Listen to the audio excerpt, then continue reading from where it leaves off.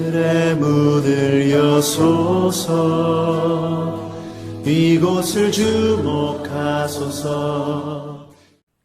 성도 여러분 안녕하십니까? 새로운 한 주간이 시작되었습니다. 오늘 월요일 가정예배를 시작합니다.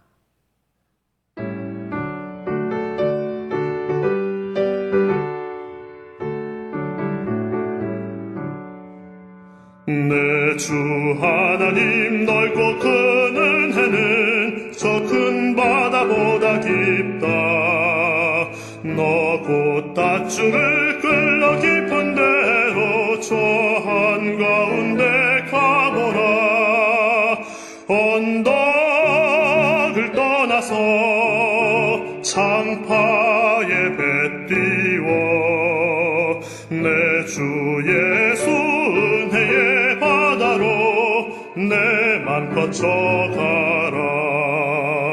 왜 너 인생은 언제나 거기서 저 큰 바다 물결 보고 금인 모르는 깊은 바닷속을 한 번 헤아려 안 보나. 언덕을 떠나서 창파에 배 띄워 내 주 예수 은혜의 바다로 내 맘 거쳐가라.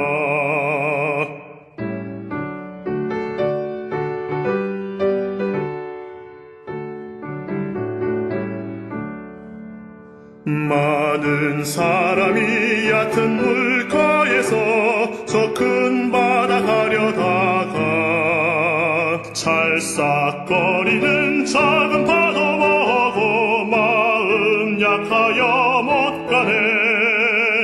언덕을 떠나서 창파에 배 띄워 내 주 예수 은혜의 바다로 내 맘 거쳐가라. 자 곧 가거라. 이제 곧 가거라. 저 큰 은혜 바다 향해.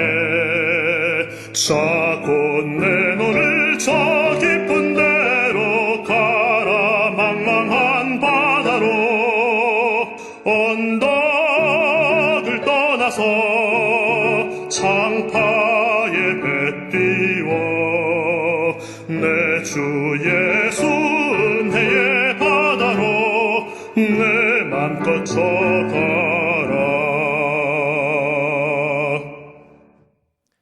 하나님 말씀은 이사야 23장 1절로 9절의 말씀입니다. 우리 이 말씀 한 절씩 교독합니다. 두로에 관한 경고라. 다시스의 배들아 너희는 슬피 부르짖을지어다. 두로가 황무하여 집이 없고 들어갈 곳도 없으며 이 소식이 기띔 땅에서부터 그들에게 전파되었음이라. 바다에 왕래하는 시돈 상인들로 말미암아 부요하게 된 너희 해변 주민들아 잠잠하라. 시올의 곡식 곧 나일의 추수를 큰 물로 수송하여 드렸으니 열국의 시장이 되었도다. 시돈이여 너는 부끄러워할지어다. 대저 바다 곧 바다의 요새가 말하기를 나는 산고를 겪지 못하였으며 출산하지 못하였으며 청년들을 양육하지도 못하였으며 처녀들을 생육하지도 못하였다 하였음이라. 그 소식이 애굽에 이르면 그들이 두로의 소식으로 말미암아 고통을 받으리로다. 너희는 다시스로 건너갈지어다. 해변 주민아 너희는 슬피 부르짖을지어다. 이것이 옛날에 건설된 너희 희락의 성 곧 그 백성이 자기 발로 먼 지방까지 가서 머물던 성읍이냐? 면류관을 씌우던 자여 그 상인들은 고관들이요 그 무역상들은 세상의 존귀한 자들이었던 두로에 대하여 누가 이 일을 정하였느냐? 만군의 여호와께서 그것을 정하신 것이라. 모든 누리던 영화를 욕되게 하시며 세상의 모든 교만하던 자가 멸시를 받게 하려 하심이라. 아멘. 오늘 말씀의 제목은 무너진 항구입니다. 항구가 무너지면 모든 것이 중지됩니다. 배가 나갈 수도 없고 들어올 수도 없습니다. 수출할 수도 없고 수입할 수도 없습니다. 그러면 그 도시, 국가는 무너지게 됩니다. 자, 그것이 1절의 말씀입니다. 두로에 관한 경고라. 다시스의 배들아, 너희는 슬피 부르짖을지어다.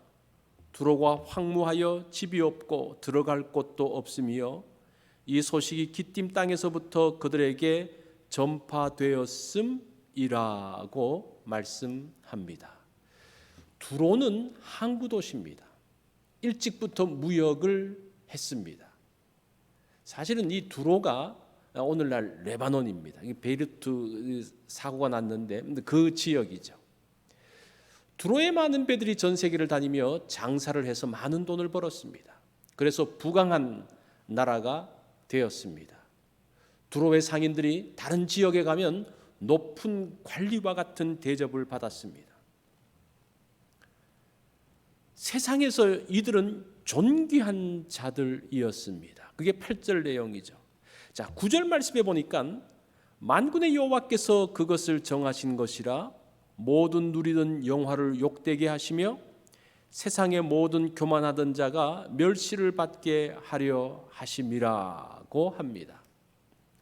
하나님께서 바다 위에 손을 펴서 흔드십니다. 그러자 두로가 흔들리기 시작합니다. 그로 인해서 두로가 누리는 영화를 욕되게 하셨습니다. 스스로 존귀하다고 말하며 교만하던 자들이 멸시를 당하게 되었습니다. 두로는 이사야 이후에 알렉산더 대왕 때까지 5번의 공격을 받게 됩니다. 아수르와 바벨론, 페르시아, 마게도니아의 알렉산더의 공격을 받게 됩니다. 자, 오늘 본문의 예언은 아수르와 바벨론 공격을 말하고 있습니다. 그렇게 많은 돈을 가졌던 두로도 하나님의 심판의 막대기인 바벨론에 의해서 여지없이 무너지고 있습니다. 무역의 중심축인 두로가 무너지면서 전 세계의 무역이 흔들리기 시작합니다. 애굽의 곡식을 실어 나를 수가 없습니다. 다시스와의 무역도 중단되어졌습니다. 무역으로 인해서 번영을 누리던 해변 도시들이 잠잠해졌다라고 2절에서 말씀하고 있습니다. 사실 어느 시대나 경제는 중요한 화두입니다. 공장에서 열심히 물건을 만들어서 이것을 수출하면서 돈을 법니다. 배를 가지고 전 세계를 다니던 두로가 그 일을 했죠. 그러면서 전 세계를 다니면서 물건을 팝니다. 값싼 원료를 사서 그것을 제조해서 더 비싸게 파는, 더 많은 돈을 벌려고 혈안이 되어져 있었습니다. 그래서 값싼 원료를 찾기 위해서 식민지를 만들었죠. 더 많은 물건을 팔기 위해서 또 식민지가 필요했죠. 그러면서 한때 전 세계가 식민지 전쟁터가 되었던 것을 우리는 알고 있습니다.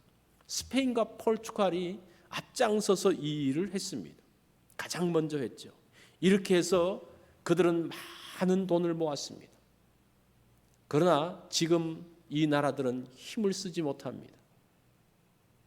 한때 아무리 많은 돈을 벌었어도 그것이 영원하지 않다는 것을 보여줍니다. 사람이 돈을 벌려고 아무리 노력을 해도 때로는 돈을 벌었어도 그것이 영원하지 않다는 거예요. 하나님께서 손을 펴서 흔드시면 그 기초가 흔들립니다.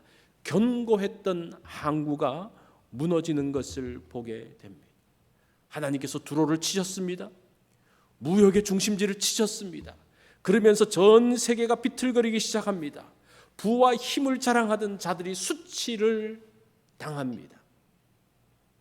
이것이 오늘날 일어나는 경제 불황의 모습인 것을 보게 됩니다. 자, 그러면서 17절 말씀을 보면 70년이 찬 후에 여호와께서 두로를 돌보시리니라고 말씀합니다. 자, 70년 후에 두로가 회복될 것에 대한 예언을 하고 있습니다. 여호와께서 두로를 돌아보시면서 그 땅이 회복되기 시작합니다. 하나님은 두로를 망하게도 하시고 두로를 회복시키기도 하시는 분입니다. 세계 경제를 망하게도 하시고 회복하게 하시기도 합니다. 이 모든 것이 누구의 손에 달려 있습니까? 하나님의 손에 달려 있다는 겁니다. 경제와 벌어들인 돈이 거룩하게 될 때에 새로운 일이 벌어진다고 18절에서 말씀합니다. 하나님께서 이 땅을 풍요롭게 하십니다. 돈이 욕심과 욕망의 도구가 아니라 베풀고 나누는 거룩한 도구가 될 때에 하나님이 준비하신 역사를 이루어 가게 됩니다. 두로의 심판은 물질 지상주의의 심판입니다.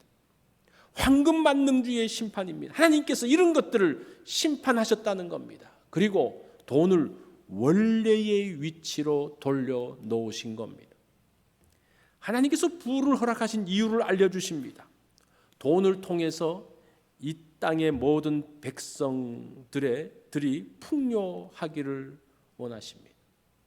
자, 무너진 항구를 보면서 하나님의 의도대로 다시 회복되기를 기대해 봅니다. 적용합니다. 나에게 있어서 돈은 어떤 존재입니까? 돈이 나를 주장합니까? 아니면 내가 돈을 주장합니까? 돈을 어떻게 거룩하게 만드시겠습니까?